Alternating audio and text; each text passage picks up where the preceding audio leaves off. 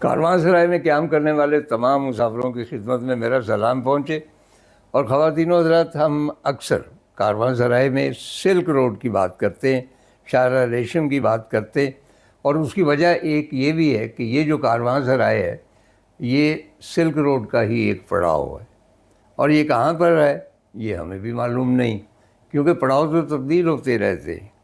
تو silk road as you know کہ Venice سے شروع ہوتی تھی نارملی، یورپ سے کہیں بھی، اور سینٹرل ایشیا سے ہوتی ہوئی وہ چائنا تک جاتی تھی۔ عام طور پر یہ خیال ہے کہ یہ جتنے بھی اس میں لوگ ہوتے تھے وہ سوداگر ہوتے تھے، کاروباری لوگ ہوتے تھے۔ مارکو پولو بھی کاروباری تھا، اس کا جو چچا تھا وہ کاروباری تھا، لیکن بہت کم لوگ یہ جانتے ہیں کہ ان قافلوں میں، کیونکہ that was the only way to reach آؤٹ سائڈ ورلڈ، ان قافلوں میں نہ صرف یہ کہ مختلف مطلب سنگر بھی ہوتے تھے، اور بھی ایسے لوگ ہوتے تھے جو اچھے کماش کے نہیں ہوتے، جنہیں بھی نکلنا ہوتا تھا وہ ان قافلوں کو اس لیے جوائن کرتے تھے کہ یہی ایک راستہ تھا، اور پروٹیکشن بھی تھی، کیونکہ سلک روڈ پر جگہ جگہ یہ کاروان سرائے تھی، اور کئی جگہ پر حفاظت کا بھی انتظام تھا۔ چنانچہ اسی سلک روڈ پر سفر کیا بہت سارے مصوروں نے، اور ان مصوروں میں ایرانی مصور بھی تھے، ٹرکش بھی تھے، اور یورپین بھی تھے، لیکن بنیاد جو تھی وہ منیچر پینٹنگ کی تھی، کیونکہ ایسٹ سارا جو ہے وہ منیچر پینٹنگ جو ہے اس میں دلچسپی رکھتا تھا۔ چنانچہ یہی وجہ ہے کہ آخر میں شیان میں یہ جا کے ختم ہوتی تھی۔ میں نے وہاں ایک مانومنٹ دیکھا شیان میں جس کے اوپر ایک تختی لکھی ہوئی ہے، اور ایک طرف لکھا ہوا ہے کہ یہاں پر سلک روڈ کا اختتام ہوتا تھا، دوسری طرف لکھا ہوا ہے کہ یہاں سے سلک روڈ کا آغاز ہوتا ہے، یعنی بگننگ اینڈ اینڈ ور شیان۔ لیکن سلک روڈ کے راستے میں مختلف چھوٹے جو شاہراہیں تھیں وہ نکلتی تھی، یعنی اگر ایک سوداگر جو ہے اس کے پاس جو مال ہے وہ اس نے ہندوستان بیچنا ہے تو وہ اس شاہراہ پہ چلا جاتا تھا، اگر ایران تو ایران ہے تو ادھر چلا جاتا تھا۔ چنانچہ یہ مختلف اس کی برانچز تھی۔ آغاز میں پاکستان میں یہ غلط فہمی پائی جاتی تھی، اور نام بھی ہم نے رکھ دیا قراقرم ہائی وے کا شاہراہ ریشم، حالانکہ شاہراہ ریشم جو بنیادی طور پہ کہیں بھی پاکستان سے نہیں گزرتی تھی۔ اب یہ جو میوچول ایکسچینج تھا، ہم کہہ سکتے ہیں کہ بھئی جو گلوبل ولیج کا پہلا کانسیپٹ ہے وہ سلک روڈ نے پیش کیا، کیونکہ اس نے دنیا کے مختلف خطوں کو ملا دیا، ان کی ثقافت جو ہے ان کو آپس میں مدغم کر دیا۔ مثلاً یہ جو ہوئی ٹرائب ہے چائنا میں مسلمان ہے، وہ بتاتے ہیں کہ جی ہم اولاد ہیں سینٹرل ایشیا کے لوگوں کی، اور کس طرح اولاد ہیں کہ سلک روڈ پر جو مسلمان سوداگر سفر کرتے تھے ان میں بہت سارے وہاں سیٹل ہو گئے، وہاں پہ شادیاں کر لیں۔ چنانچہ سلک روڈ کا امپیکٹ جس طرح میں نے کہا ہے کہ ایک گلوبل ولیج کا سا تھا۔ اچھا، جب یہاں پہ مختلف سکولز جو ہیں ان کا آپس میں ٹکراؤ ہوتا ہے مصوری کے، تو آپ جانتے ہیں کہ بھئی جو یورپین مصوری ہے اس کا کانسیپٹ اور ہے، اور تب جو یہاں پہ مصوری رائج تھی، یہاں سے مراد ہے پورا ایسٹ، وہ منیچر تھی۔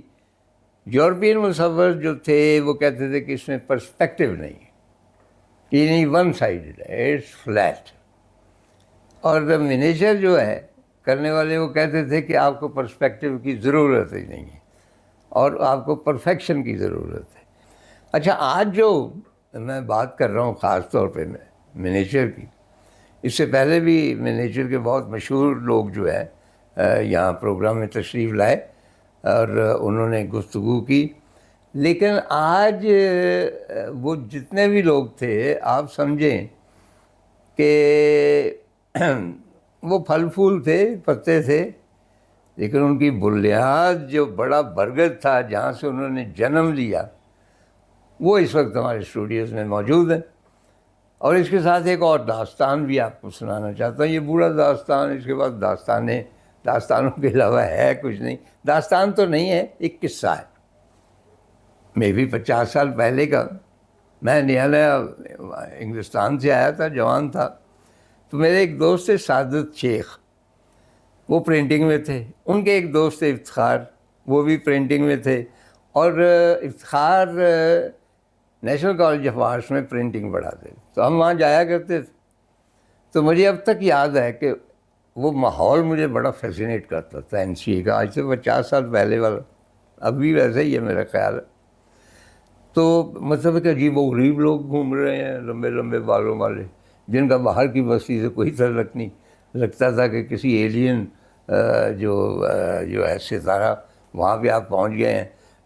پجامے جو ہے رنگین پہن کے گھوم رہے ہیں، اور شدید طور پہ بزی ہیں، کام میں مصروف ہیں، مشغول ہے. تو این سی اے میں جاتے ہوئے وہی پرانا فوارہ میرا خیال ہے کہ وہ این سی اے جب میو اسکول آف آرٹس تھا، اور اس سے پہلے کوئی ویران وہاں پہ باغ ہوگا مغلوں کے عہد کا یا سکھوں کا، تو وہاں پہ وہ فوارہ تھا.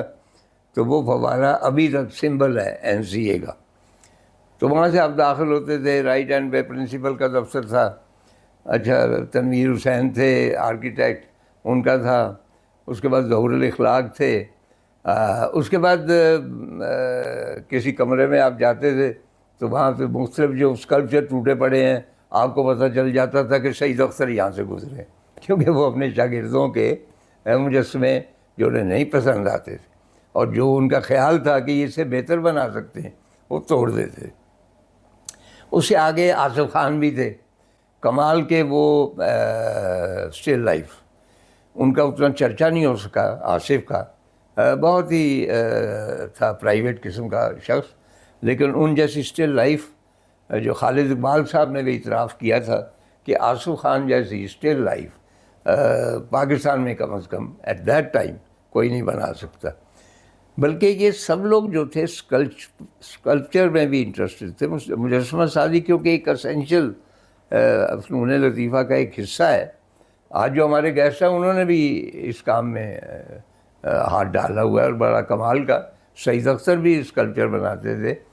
چنانچہ آصف خان بھی، آصف جو تھے وہ بھی اسکلپچر بناتے تھے. مجھے اب تک یاد ہے، میں نے ان سے پوچھا، میں نے کہا آصف بھائی ان دنوں کیا ہو رہا ہے؟ کہنے لگا میں ہاتھی بنا رہا ہوں. میں نے کہا ہاتھی کے سلسلے میں بنا رہا ہے؟ کہتے یار وہ چڑیا گھر والے ہیں نا، تو ان کا ایک پروجیکٹ تھا کہ وہ چاہتے تھے کہ باہر کے جانوروں کے اسکلپچر ہوں. تو میں وہ زرافے اور ہاتھی بنا رہا ہوں. تو میں نے کہا کہ یار یہ عجیب سی بات لگتی ہے، اتنے کمپیٹنٹ آدمی اور تم ہاتھی بنا رہے ہو بیٹھ کے.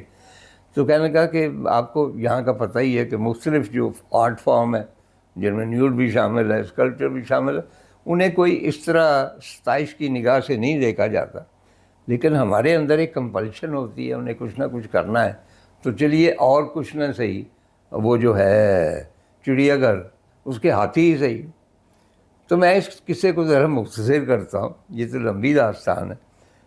آگے جاتے تھے تو وہاں پہ ایک سین سا تھا، یہ بعد میں میرا خیال نیر علی دادا نے اس کو ڈیزائن کیا. اور رائٹ پہ کمرے تھے بہت اونچی چھتوں والے. سعید اختر کا پہلا اسٹوڈیو وہیں ہوا کرتا تھا. لیکن اس کی انٹری پر ایک کونا ہوتا تھا. اس کونے میں ہمیشہ میں دیکھتا تھا کہ باہر جوتیاں پڑی ہوئی، اور مجھے ہمیشہ حیرت ہوتی تھی کہ یہ جوتیاں، جس طرح کوئی اندر کو مقدس جگہ ہے، کہ جوتیاں کیوں پڑی ہوئی. تو فائنلی میں اس کمرے میں بھی گیا، اور وہاں میں نے یہ دیکھا کہ ایک صاحب ہے اور وہ فرش پر آلتی پالتی مارے بیٹھے، اور ان کے گرد مختلف جو ہیں نوجوان لڑکے اور لڑکیاں، وہ بھی سر جھکائے مشغول ہیں، اور مکمل خاموشی. نہ وہ صاحب بول رہے ہیں، نہ اسٹوڈنٹ بول رہے ہیں، اور وہ مگن ہے اپنے کام میں. اور اگر آپ 2 گھنٹے کے بعد پھر جھانکتے تھے نا، تو وہ صاحب جو یوں بیٹھے ہوتے تھے نا، ایک ٹانگ ادھر رکھ کے، یعنی فرش پہ آلتی پالتی، تو انہوں نے دوسری کو اس طرف کیا ہوتا تھا. یعنی 2 3 گھنٹے وہ اسی پاسچر میں مہاتما بدھ کی طرح بیٹھے رہتے. اور خواتین و حضرات، وہ تھے بشیر احمد. ان کو بشیرہ بھی ہم کہتے تھے، ہم دوست بشیر احمد بھی ہوئے، پھر یہ پروفیسر بشیر احمد ہوئے، رائٹلی سو، پھر یہ پرنسپل ہوئے نیشنل کالج آف آرٹس کے.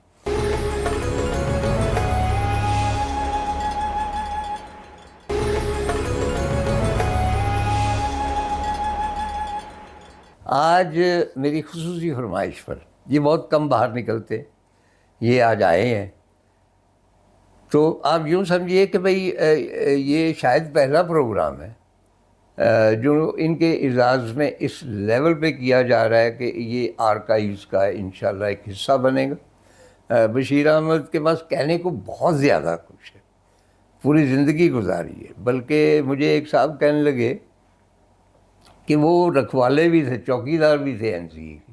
میں نے کہا کیا؟ کہتے وہ رہتے وہیں پہ تھے. مطلب ہم نے کبھی گھر جاتے نہیں دیکھا، تو ہم دیکھتے تھے کہ وہیں پہ کوئی ناشتہ واشتہ منگا کے کر رہے ہیں اور رات کو بھی وہیں گھوم رہے ہیں، پتہ نہیں لالٹین لے کے. تو انہوں نے وہ جو یوزول کہا جاتا ہے نا اوڑھنا بچھونا بنایا ہوا تھا نیشنل کالج آف آرٹس کا. اور شیخ شجاع اور حاجی شریف، اور وہ بھی دونوں این سی اے میں پڑھاتے تھے. حاجی شریف کی تو بڑی امپریسو پرسنالٹی تھی، یہ داڑھی، پرانے راجپوت لگتے تھے اور لگتا تھا کہ ابھی تلوار نکالیں گے. بشیر احمد کو یہ شرف حاصل ہوا کہ انہوں نے ان اساتذہ سے سیکھا. اور خواتین و حضرات، آپ اس ایرا کو جانتے نہیں ہیں. جو منیچر پینٹنگ تھی وہ اس کے بارے میں ہم صرف اتنا جانتے تھے کہ یہ کوئی اینشینٹ قدیم آرٹ ہے اور وہ کتابوں میں گم ہو چکا ہے، اب یہ ناپید ہے. کوئی تصور نہیں کر سکتا تھا کہ کوئی شخص منیچر بنا سکتا ہے. تو اس اندھیرے میں جو شمع لے کے آئے وہ استاد بشیر احمد تھے. تو میں اب ان سے ہی گفتگو شروع کرتا ہوں. تو بشیر، آپ کے پہلے تو یہ ہے کہ وہی یوزول جو سوال پوچھتے ہیں نا، اور جس طرح ایکٹر سے پوچھتے ہیں کہ جی آپ کو ایکٹنگ کا، وہ کہتا ہے جی بچپن سے ہی شوق تھا. رائٹر کو کہتے ہیں جی بچپن سے ہی نانی اماں شعر لکھتی تھی، ہم بھی لکھتے تھے. تو آپ کو بھی بچپن سے ہی شوق تھا یہ ڈرائنگ وغیرہ؟ بچپن کا شوق کبھی بھی نہیں ہوتا، یہ ماحول بناتا ہے. اوکے. تو سوشل اینیمل کہتے ہیں بندے کو. تو ماحول کے اندر جو آپ کو انسپریشن ملتی ہے اس سے پھر آپ بلڈ اپ کرتے ہیں. تو میرے گھر میں میرے والد صاحب کی طرف سے تو نہیں تھا، مگر میرے بڑے بھائی اور ایک محلے دار ہمارے سعید قریشی، وہ ہمارے سامنے ہی رہتے تھے. ہم بچپن میں ہی چھوٹے ہوتے کٹھے پڑھتے تھے اور کٹھے ہی ساری حرکتیں کرتے تھے. تو وہ ایک اس قسم کا ماحول ہمیں ملا. نہیں، وہ کیا بناتے تھے؟ ڈرائنگ کرتے تھے. بچپن میں تو ہم ڈرائنگ کرتے تھے نا، تختی ہماری اچھی. میرے والد صاحب ہیڈ ماسٹر رہے ہیں اور سپرنٹینڈنٹ ایجوکیشن ہو کے ریٹائر ہوئے ہیں. مزانگہ اسکول سے شاہدرہ گئے ہیں، شاہدرہ سے سپرنٹینڈنٹ ایجوکیشن. اچھا، وہ تختی آپ نے بھی لکھی؟ ہاں، میں جب اسکول میں تھا تو میرے والد انسپیکٹر تھے اسکولز کے. تو خاص طور پہ سیکنڈ کلاس میں ایک ماسٹر صوفی ہوتے تھے، انہوں نے میری تختی کے لیے بڑی محنت کی. اچھا. اور مجھے خطاطی سکھائی. اچھا. سب سے پہلے اسکول میں جو، یعنی وہ آپ نے تختی پر جو کچھ لکھا الف ب ج د سے شروع، تو اس سے متاثر ہوئے؟ نہیں، وہ تو ان کا ایک ٹریننگ سسٹم تھا. متاثر تو ہم گھر کے ماحول سے تھے. اچھا. تو گھر کے ماحول میں بڑے بھائی پورٹریٹ بناتے ہوتے تھے. اچھا. گراف لگا کے. نہیں، کیوں بناتے تھے؟ انہوں نے ٹریننگ کسی کا نہیں، کہیں نہیں. وہ تو جیسے وہ پینٹر گراف لگا کے ایک پورٹریٹ بنا دیتا ہے. کسی دوست نے کہا تو اس کو آ کے بنائے. ان کے ہمارے جو ہمسائے تھے وہ بھی یہی دونوں تینوں بچے. اچھا، آپ کا یہ خیال ہے، یعنی آپ دیکھیں نا، کوئی بھی سوسائٹی جو ہوتی ہے وہ اپنی کلچرل ٹریٹس کے حوالے سے پہچانی جاتی ہے. بالکل. اور ہم یہی سمجھتے ہیں کہ ہماری سوسائٹی بنجر ہے. میں نے ایک اصفہان میں ایک خاتون کو دیکھا اور وہ خاتون ڈرائنگ بنا رہی تھی. اس کی جو، اب مجھے نام نہیں، چیلسون مسجد ہے، یہ کیا ہے، اس کے گنبد میں جو نقش و نگار تھے ان کی ڈرائنگ بنا رہی. تو میں نے ان سے پوچھا کہ بھئی یہ ڈرائنگز آپ کیوں بنا رہی ہیں؟ کہنے کہ مجھے شوق ہے اور میں چاہتی ہوں کہ اس میں پرفیکشن حاصل کروں. یہاں کو ٹورسٹ آتے ہیں وہ کچھ خرید بھی لیتے ہیں، لیکن وہ میرا مسئلہ نہیں ہے، مجھے پیشن ہے. تو میں نے کہا کہ یہ پورے گنبد کی، کہنے لگے نہیں، پورے گنبد کے لیے تو پوری زندگی چاہیے، یہ تو اس کا ایک حصہ میں بنا رہی. دیٹ شوز مطلب ایران کا جو کلچرل اسٹرینتھ ہے. تو اسی طرح یہی کلچرل اسٹرینتھ ہم میں بھی موجود تھی، بالکل موجود، جو اوپن نہیں ہوئی. کہ دیکھیں نا، مزنگ کے رہنے والے ہیں، ایک صاحب ہیں وہ ڈرائنگ کر رہے ہیں، اور دوسرے صاحب ہیں ان کو ویسے خطاطی کا شوق ہے. تو یہ چیزیں پروجیکٹ نہیں ہوتی. اچھا، وہاں سے آپ انسپائر ہوئے؟ انسپریشن تو گھر سے جو محلے دار تھے اور بھائی تھے چھوٹے، ادھر سے آہستہ آہستہ. میرے اسکول میں بھی ڈرائنگ کا میرے پاس سبجیکٹ تھا. اس زمانے میں کارپوریشن کے اسکولوں میں ڈرائنگ پڑھائی جاتی. بالکل پڑھائی جاتی. میں خود ڈرائنگ پڑھا کرتا تھا، اور میں جب بھی مٹکا بناتا تھا تو وہ کیا کر بن جاتا، اسی لیے، ورنہ میں آج آپ کی جگہ بیٹھا. نہیں ماشاء اللہ. تو ادھر سے پھر میں ہائی اسکول میں گیا، مزنگ ہائی اسکول میں، جہاں میرے والد صاحب پہلے سے ہی تو ریٹائر ہوئے تھے. اور وہاں پہ بھی ڈرائنگ. پھر 9th 10th میں میں نے ٹیکنیکل ڈرائنگ، تو میرے پاس تھا نان میڈیکل سبجیکٹ کا سلیبس، فزکس کیمسٹری میتھ، اور ساتھ میں ڈرائنگ تھی. اور اس وقت 9th اور 10th کی ٹیکنیکل ڈرائنگ ہوتی تھی، وہ ایلیویشن سائٹ پلان بنواتے تھے. تو اسکول سے جب میں آتا تھا تو کیونکہ خطاطی میری اچھی تھی، تو ہر ٹیچر مجھے کہتا تھا یہ اسکول کے جو ہے نا چارٹ، علامہ اقبال کی سینگز ہے، اقبال قائد اعظم کی، تو ایک قائد اعظم اور ایک علامہ اقبال میں نے یاد کیا ہوا تھا، تو وہ بناتا تھا اور وہ ساتھ میں ان کی خطاطی لکھ کے تو اسکول میں ٹانگ دیتے. میں آ کے گھر میں یہ کرتا رہتا تھا. والد صاحب دیکھتے تھے کہ بھی یہ جو ہے نا ہر وقت انہی چیزوں میں لگا رہتا ہے، اس کا ایپٹیٹیوڈ یہ ہے. لہٰذا وہ بڑے مذہبی صاحب تھے والد صاحب میرے، تہجد گزار اور نمازی پرہیزگار. انہوں نے خود مجھے کہا، کیونکہ وہ ایجوکیشنسٹ تھے، انہوں نے کہا جی بچے کا جو ٹرینڈ ہے نا، جو اس کا جو ایپٹیٹیوڈ ہے نا، اس کے مطابق اس کو ڈالا جائے. تو مجھے انہوں نے خود ہی کہا، مجھے تو معلوم نہیں تھا کہ میں اسکول آف آرٹ جو ہے نا، یہ یہاں سے ہم گزر کے روزانہ شام میں وہاں فٹ بال کھیلتے تھے گول باغ میں.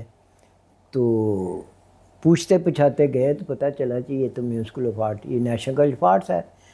تو والد صاحب نے، یہ میو اسکول تو نہیں تھا؟ نہیں، میں 1969 میں میٹرک کیا تھا، 70 میں میں NCA میں آیا. رائٹ.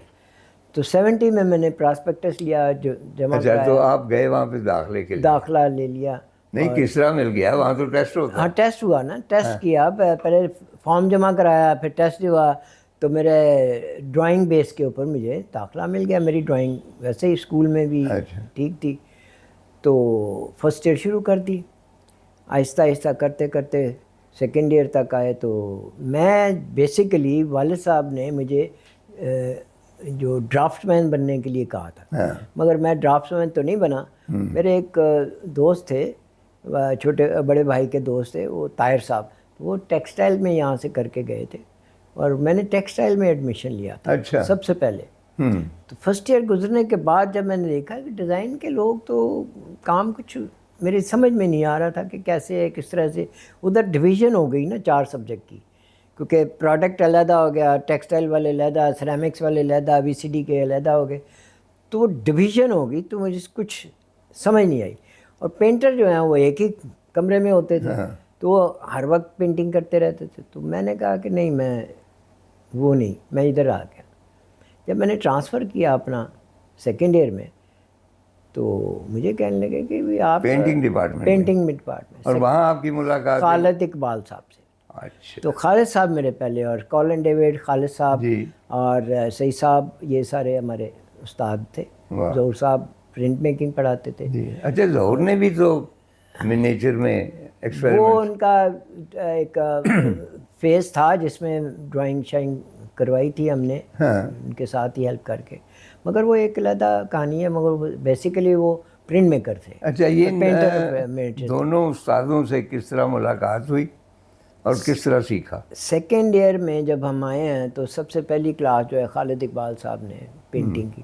میں نے اس سے پہلے کبھی آئل پینٹ سامنے رکھ کے کبھی نہیں بنایا تھا. تو آئل پینٹنگ کی اسٹل لائف جو ہے نا، اس سے شروع ہوا ہمارا. پھر کولن صاحب نے ڈرائنگ، تو پہلی شاباش مجھے خالد اقبال صاحب نے ایسے شولڈر پہ ڈرائنگ کی کلاس تھی تو میں ڈرائنگ کر رہا تھا تو ایسے کہا شاباش شاباش، کیونکہ ہمیں گھر سے تو ہر وقت ڈانٹ ہی پٹتی رہتی تھی کہ پڑھتے نہیں ہیں، یہ نہیں کرتے، وہ نہیں تو کرتے. خالد اقبال تو بہت ہی سافٹ، بہت سافٹ تھے، اور ان کی وجہ سے میں اتنا فیسینیٹ ہوا کہ مجھے پہلی شاباش خالد صاحب نے دی تھی. خالد صاحب. شاباش شاباش کر کے نا یہاں سے ذرا دیکھ لو، بس اتنا سا کہا اور چلے گئے. اچھا اور میں بڑی زور سے اس کو بشیر آپ نے مجھے بھی جی وہ جو کہتے ہیں نا میموری لین پہ ڈال دیا ہے. سب جانتے ہیں کہ خالد صاحب کے ساتھ میری بھی راہ و رسم تھی. دوستی تو میں نہیں کہہ سکتا، لیکن میں اور میری بیگم ان کے یہاں اکثر جایا کرتے تھے. اور جتنا پرفیکشنسٹ میں نے ان کو دیکھا کمال ہے کہ ایک ہی جو ہے کینوس وہ کیا ہے اور سیٹسفائی نہیں ہوئے تو وہ اس کے اوپر پوچا پھیر کے اس کا دوبارہ کر نہیں. دی. ہاں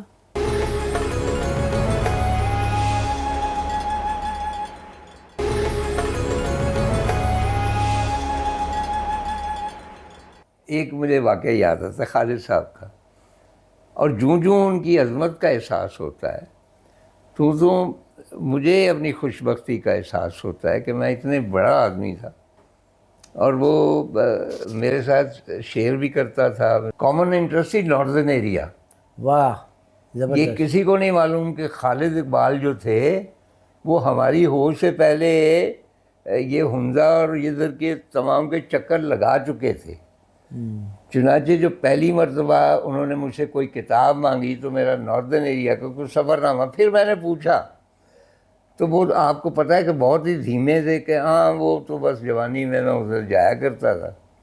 لیکن جو بات ایک مجھے یاد ہے کہ ان کا جو کمرہ تھا جہاں پہ ہم بیٹھتے تھے، ایک تو ان کا تھا وہ اسٹوڈیو چھوٹا تھا، ساتھ ایک ڈرائنگ روم تھا، وہاں بیٹھتے تھے. وہاں ان کی ایک پٹھان ملازمہ تھی، وہ لے کے آ جاتی شربت وغیرہ. تو جاتے ہوئے باہر اس کمرے کے اوپر ایک پینٹنگ لگی. میں ہمیشہ میں نے ان سے کچھ چیزیں حاصل کیں.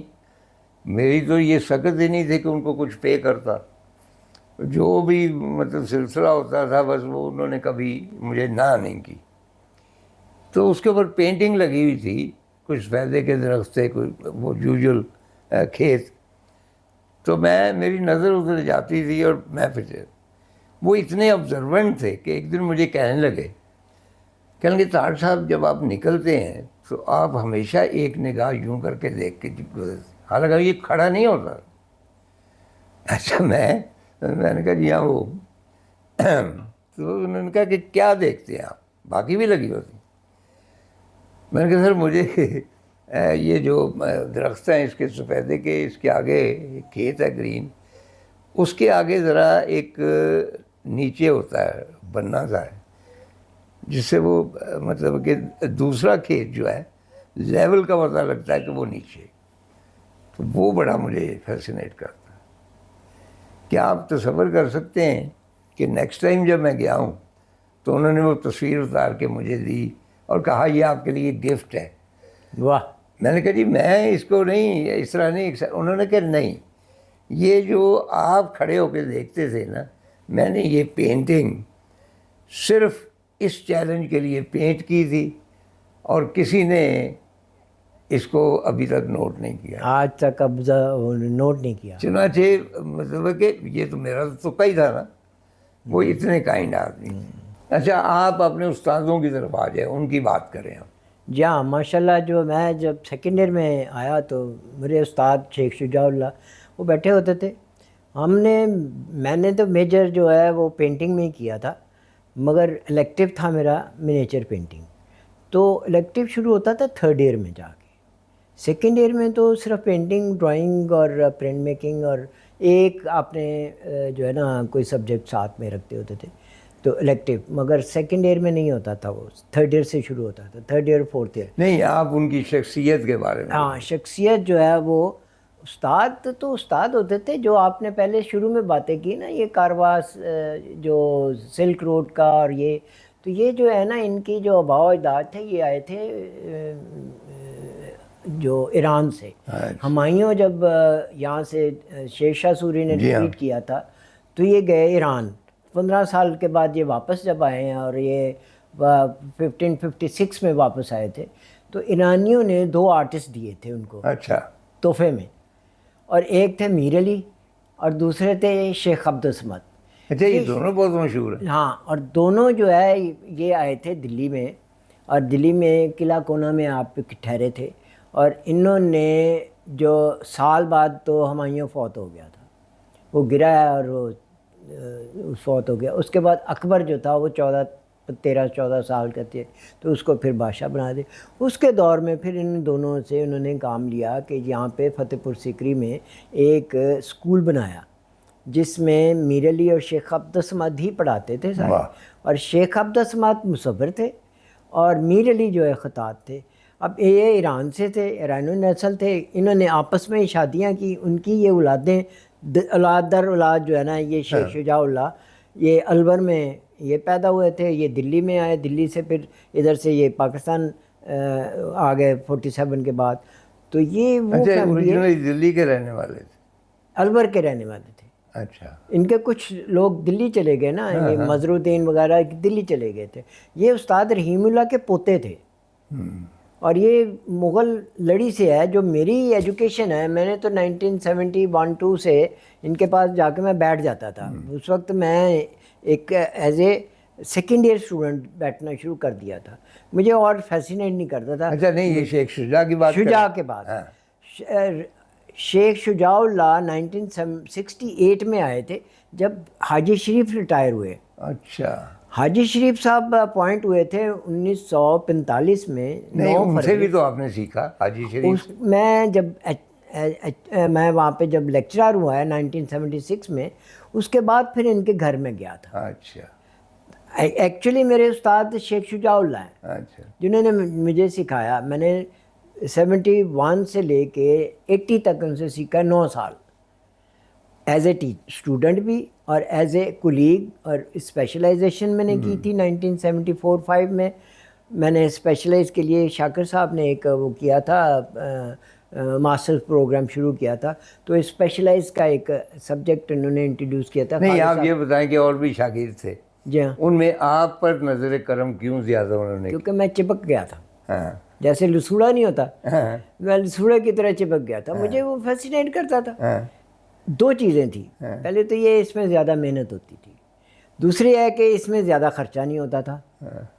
تو میں ایک متوسط طبقے سے بلانگ کرتا تھا. My father was a teacher, وہ اسکول بچوں کا پڑھاتے تھے. اس کے لیے مجھے بڑی محنت کرنی پڑی. میں تو کالج گھر سے تو ایک پیسہ بھی نہیں لیا، تو میں تو سڑکوں پہ کام کرتے. اس میں یہ سستا کیسے؟ آپ وہ وصلی بناتے ہیں؟ وصلی ہے، کاغذ اٹھایا، وصلی بنائی، ایک اوپر کاغذ لگا دیا. تو یہ وصلی کا برش گلیری کے دم سے برش بناتے تھے، اور اس کے اوپر جتنی محنت کر لیں. ایک وصلی گلہریاں آپ خود پکڑتے تھے یا کوئی پکڑ کے لاتا؟ نہیں، وہ ہوتا تھا یہ کہ گلیری لاتے تھے اور اس کے گیلا کر کے نا اس کی دم کو، تو اس کے جٹیاں کاٹ کے نا تو رکھ لیتے تھے، تو گلیری چھوڑ دیتے تھے. اچھا گلہری چھوڑ دیتے. وہ ہے یہ ساری ڈرامے ہیں کہ جو گلیری مارتے ہیں فلانا، یہ تو غلط باتیں. طوطا جو استاد جی تھے نا، وہ طوطے پکڑنے والوں کو کہتے تھے. وہ لاتے تھے اور وہ گلیری کے وہ دم سے بال کاٹ لیتے تھے پکڑ کے نا اس کو، تو اس کو چھوڑ دیتے. اچھا یہ کچھ لوگ تھے جو گلہریاں پکڑ کے آپ تک لاتے تھے اور آپ ان سے خریدتے؟ نہیں، استاد جی کے پاس ایک بندہ آتا تھا جو کہ یہ طوطے اور چڑیاں کبوتر پکڑتا تھا. اچھا باغ میں بیٹھ کے نا، جیسے وہ طوطے نہیں بیچتے، میں سمجھتا تو اس کو کہتے تھے کہ یار گلیری بھی لے آنا، تو وہ گلیری بھی پکڑ لاتا تھے. اچھا بشیر، مجھے یاد یہ آتا ہے کہ بھئی لاہور کے اندر ایک محلہ چڑی مارا. ہاں. اچھا تو میں نے تحقیق کی، 2-3 ہے، ایک نہیں ہے، 3-4 گلیاں ہیں وہ چڑی ماروں کی. تو میں نے پوچھا کہ یہ نام کیا ہے؟ تو انہوں نے مجھے بتایا کہ ایکچولی لاہور جو تھا ایٹ ون ٹائم آرمامنٹ کا ایک بہت بڑا مرکز تھا. یعنی بیسٹ ہتھیار جو تھے، کہا جاتا ہے کہ تلوار جو ہے یا دمشق کی اچھی ہوتی تھی یا لاہور کی اچھی ہوتی تھی. تو تیر بھی بنتے تھے. اچھا تیروں کو بیلنس کرنے کے لیے پر چاہیے، چنانچہ وہ پر جو ہیں وہ محلہ چڑی مارا والے جو تھے وہ چڑیاں پکڑ کے ان کے پر سپلائی کرتے تھے. تو انہوں نے بھی مجھے یہی بتایا کہ وہ مارتے نہیں تھے چڑیوں کو, نہیں بالکل نہیں وہ پڑ ان کے نوچ لیتے تھے, اور جب چڑیاں گنجی ہو جاتی تھیں تو ان کو چھوڑ دیتے تھے تاکہ اگلے سیزن تک ان کی پھر. اس میں تو بھی اسی طرح گلہریاں بھی چھوڑ دیتے. گلہری, اس میں ایک کبوتر کا پر بھی استعمال ہوتا ہے, اچھا. اور بانس کی ڈنڈی. ہاں اور ہم کبوتر مارچ اپریل میں ان کے پر اتارتے ہیں. ہاں یہ 5 کندے 6 کندے جو ہے نا پروں کے, وہ بڑے پر, ان میں پیچھے کی جو ڈنڈی ہوتی ہے وہ کاٹ کے ہم رکھ لیتے ہیں, اس کو سوراخ کر کے نا اس میں سے ہالو کر کے, تو اس میں پھر وہ نہیں, اس میں پینٹنگ کا کون سا حصہ پینٹ کرتے ہیں کبوتر کے اس سے؟ نہیں, اس میں ہم بال جو ہے نا گلیری کے, ہاں. وہ اس میں ہولڈر بنتا تھا. اچھا. اس کے آگے ایک سوراخ آتا ہے نا, اچھا اس کو ہلکا سا وہ سوراخ کبوتر کی ہوتی ہے, اور اس وہ میں ہاں اس کے پیچھے پھر ہم بانس لگاتے ہیں, بانس کی ڈنڈی شیپ کر کے نا آپ اس کے لے آتے ایک تو ہم بھی انتظار کر رہا. انشاءاللہ ضرور اگلے کسی اس میں اچھا. تو ضرور دکھاتے. تو یہ تو وہ پرانا طریقہ تھا جس سے یہ ایک جو فن جو ہے نا وہ آگے چلا ہے مغلوں کے دور سے ہی. تو مغلوں نے اس کو پروان چڑھایا ہے, جب پیٹرنیج ہوا ہے تو یہ آگے چلا ہے.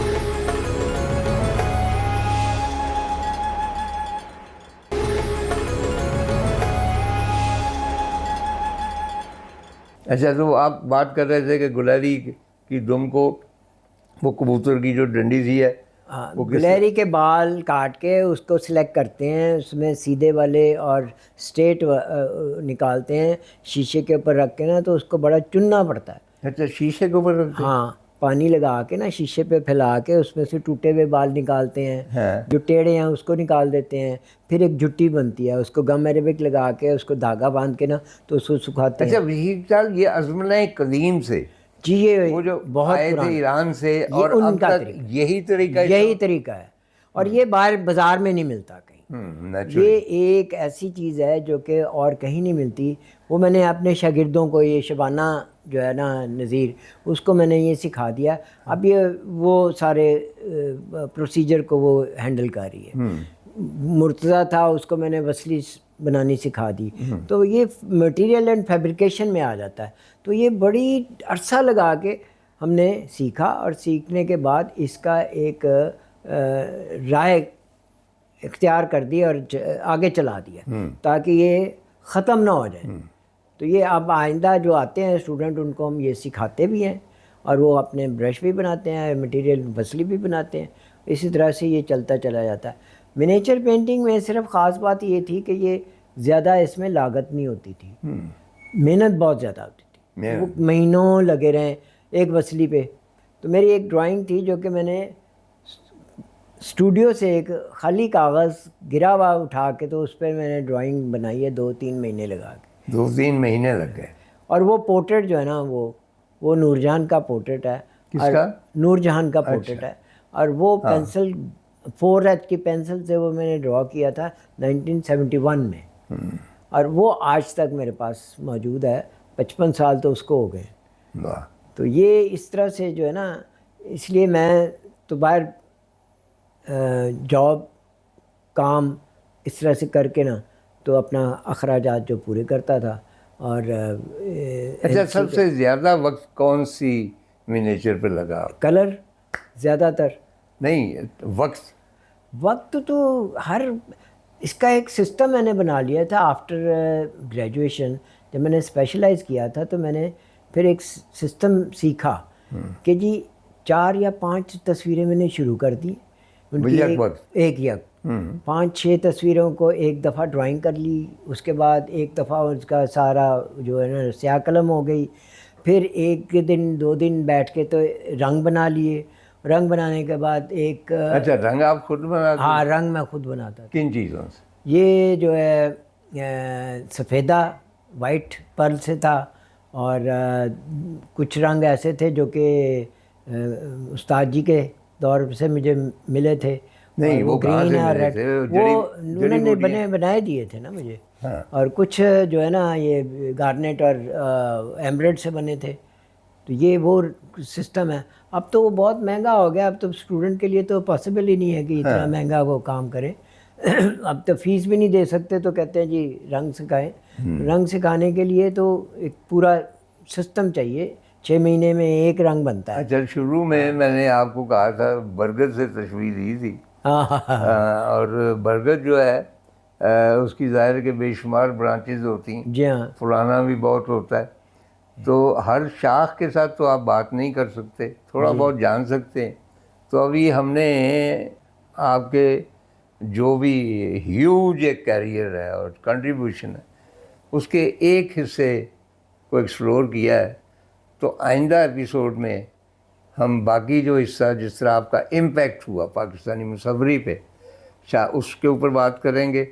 اور تب تک میرا خیال ہے کہ آپ ہمیں اجازت دے دیں.